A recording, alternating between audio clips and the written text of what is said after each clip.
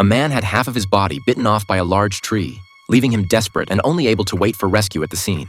Fortunately, an expedition team passed by and discovered him. However, upon seeing the man's bizarre appearance, they were instantly startled. When the team leader took out his phone to check the man's vitals, he found that the man was no longer breathing. Just as they were about to leave in disappointment, the man suddenly opened his eyes and pleaded with the group in agony to end his suffering.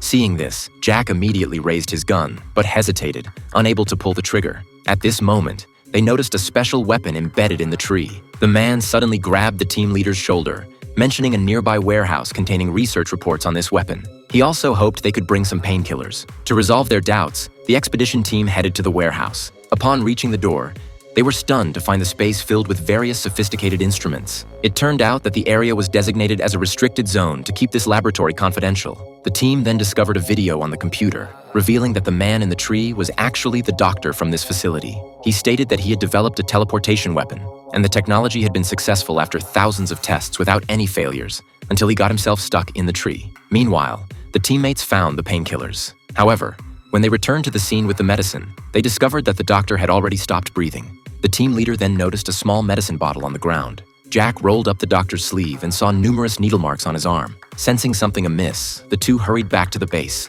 Things were getting increasingly suspicious. Upon re-examining the computer, they found a clue in the logs. The doctor had been used as a guinea pig all along, and the medicine bottle on the ground was left by the laboratory for experimentation. Suddenly, an urgent knocking sound came from outside the door. The team leader quickly opened it and discovered that it was a thief from a few days ago, the very person they had come to find. Unexpectedly, the thief had come to them on his own accord.